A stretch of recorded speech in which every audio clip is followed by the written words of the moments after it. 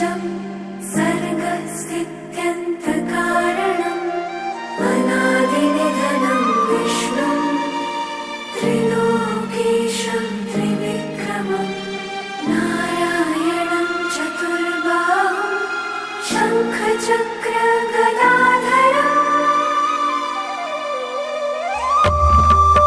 हरे कृष्णा कृष्ण कृष्ण हरे हरे, हरे कृष्ण कृष्ण कृष्ण हरे हरे, हरे कृष्ण कृष्ण कृष्ण हरे हरे। নমস্কার, সুপ্রভাত, জয় শ্রীকৃষ্ণ সবাইকে। সকাল সকাল আমি এসে আবার হাজির হলাম অন্য আর একটা এক্সপ্লোরেশন নিয়ে। আজকের আমি যে জায়গাটা এক্সপ্লোর করতে বেরিয়েছি সেটা আমার মনের নয়, আমার প্রাণের খুব কাছের একটা জায়গা।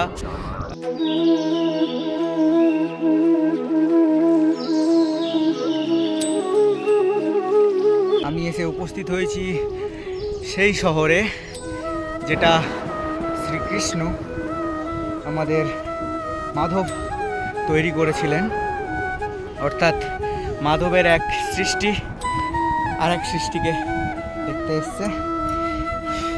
চলো বেশি না বক বক করে এক্সপ্লোর করা শুরু করা যাক।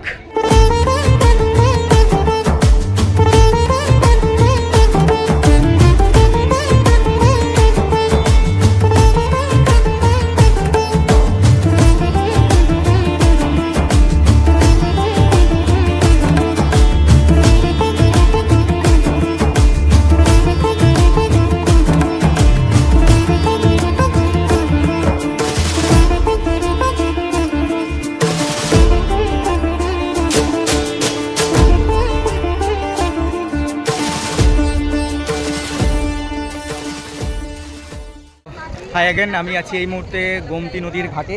তো before entering the Dwarkadhish temple আমাদের সবাইকে এই নদীর ঘাটে আসতেই হয় এবং এখান থেকে আশীর্বাদ নিয়ে এখানকার জলে স্নান করে আমাদের দ্বারকাধীশের মন্দিরে যেতে হয়।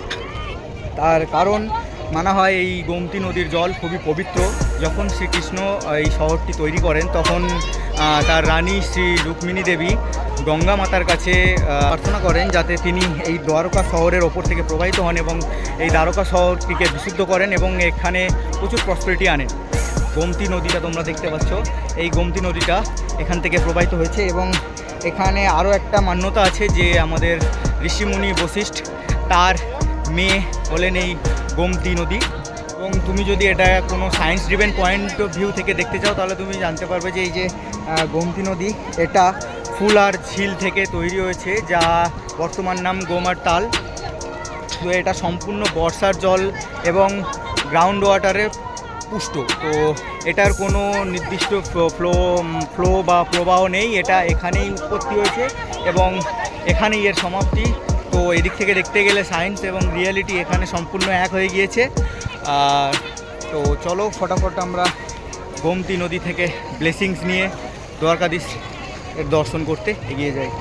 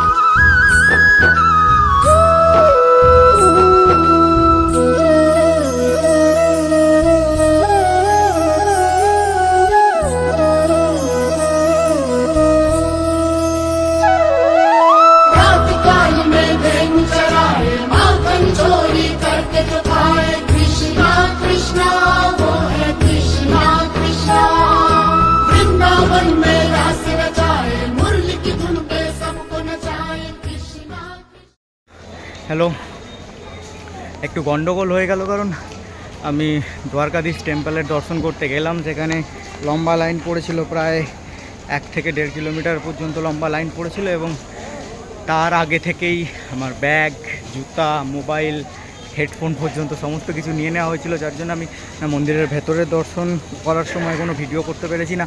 সূর্যনারায়ণ মন্দির পর্যন্ত কোনো ভিডিও করতে পেরেছি, কারণ সূর্যনারায়ণ মন্দির যাওয়ার যে পথটা ছিল সেটাও ব্লক করে দেওয়া হয়েছে সম্পূর্ণ, যাতে কেউ লাইন ভেঙে বা ভঙ্গ করে না কেউ এগিয়ে যেতে পারে। সেই জন্য সম্পূর্ণভাবে বন্ধ করে একটা ক্লিয়ার লাইন তৈরি করা হয়েছে, যাতে কোনো ভিড়ভাড়টা না হয়। তো সেই দিক থেকে দেখতে গেলে দ্বারকা পুলিশ খুবই সুন্দর একটা কাজ করেছে। বাট হ্যাঁ, কোনো কিছু রেকর্ড করা যেতে পারলো না, কারণ সমস্ত কিছু ইলেকট্রনিক ডিভাইস যা ছিল সমস্ত বাইরেই নিয়েছিল। তো এখন আপাতত আমি হেডিং টুয়ার্ড রুক্মিণী দেবী মন্দির।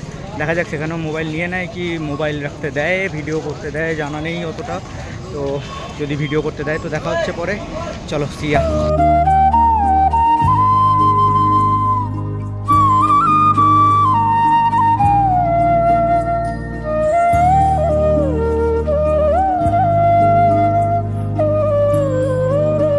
শ্রীকৃষ্ণ, যিনি দুর্বাসা ঋষিকে নিজের কুলগুরু মানতেন, তিনি দ্বারকা মহল প্রতিস্থাপনের পর রুক্মিণী দেবীর সাথে শ্রী দুর্বাসা মুনির আশ্রমে গিয়েছিলেন এবং তাকে দ্বারকা মহলে এক ভোজনের জন্য আমন্ত্রণ জানিয়েছিলেন।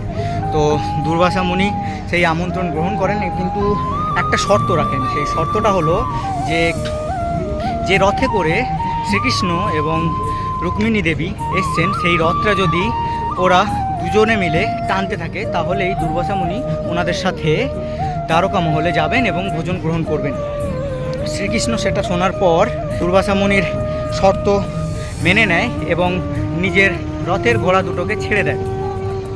তারপর সেই ঘোড়ার জায়গায় রুক্মিণী দেবী এবং শ্রীকৃষ্ণ নিজে সেই রথ টানতে থাকেন এবং রথ টানতে টানতে দ্বারকা মহল থেকে 23 কিলোমিটার দূর টুকরি নামক একটা গ্রামে এসে রথের চাকা ফেঁসে যায় এবং এখানে এসে রুক্মিণী দেবীর প্রচণ্ড পিপাসা পেয়ে যায়।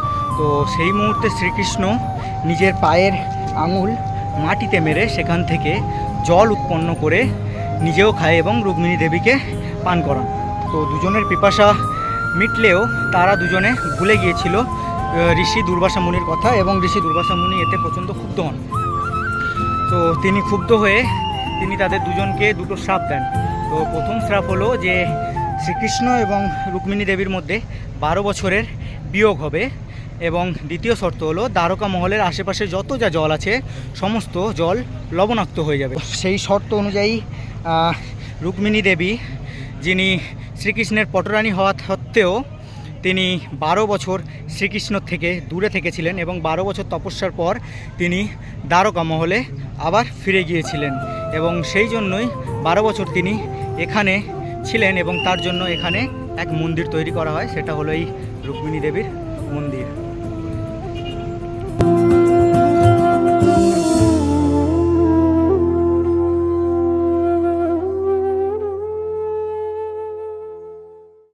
রুক্মিণী দেবীর মন্দির দর্শনের পর আমি চলে গিয়েছিলাম গোপীতালাপ, বা যার অপর নাম অর্জুন কুণ্ড। তো এই জায়গার নাম অর্জুন কুণ্ড বা গোপীতালাপ কেন পড়েছে তার পেছনে একটি ইতিহাস আছে এবং সেটি হলো যে মহাভারতের যুদ্ধের পর অর্জুনের মনে প্রচুর অহংকার চলে এসেছিল বা অহংকারের জন্ম নিয়েছিল। তো সে ভাবতে শুরু করেছিল তার থেকে বড় ধনুকদার এবং যোদ্ধা পুরো পৃথিবীতে নেই এবং তার এই অহংকারটা ভাঙার জন্য শ্রীকৃষ্ণ অর্জুনের সাথে একটি ছল করেছিলেন।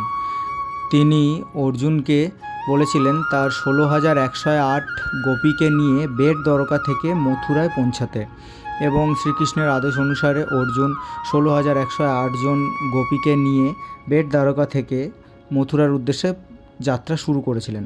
এর মাঝে তারা একটি পুকুর দেখতে পায় যার জল খুবই নির্মল ছিল এবং তা দেখে সমস্ত গোপীরা সেই জলে স্নান করতে নেমে যায়। ঠিক এই সময় শ্রীকৃষ্ণ তার গায়ের ময়লা বা নোংরা থেকে কাবা প্রজাতির লোকেদের তৈরি করে এবং তারা শ্রীকৃষ্ণের আদেশ অনুসারে অর্জুনের সাথে লুটপাট চালু করে। তো অর্জুনকে এইভাবে লুটপাট করতে দেখে, অর্জুনের সাথে এইভাবে লুটপাট চলতে থাকা দেখে গোপীরা খুব ভয় পেয়ে যায় এবং তারা ওই জলের মধ্যেই বিলীন হয়ে যায়। সেই জন্য তারপর থেকে এই জায়গার নাম গোপী তালাব বা অর্জুন কুণ্ড।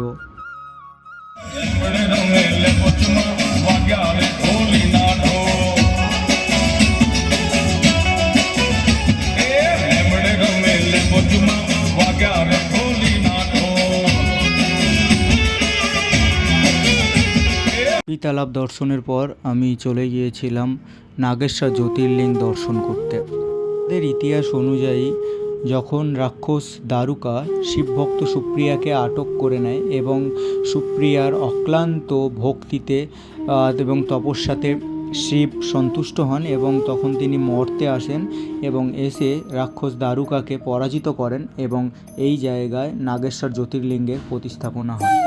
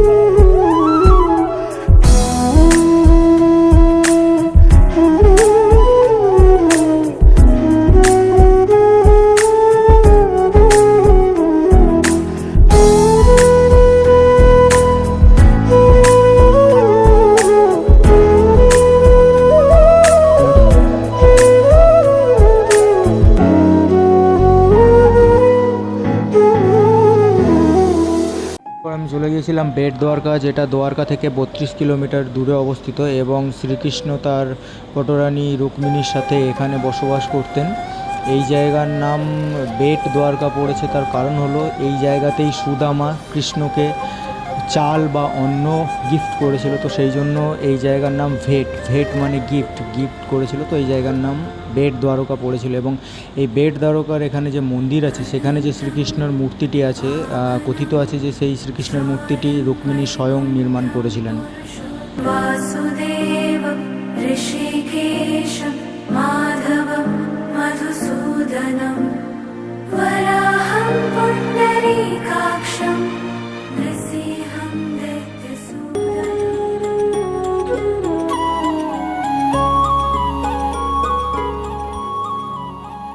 मुरली मनोहर मोहना मुरारी,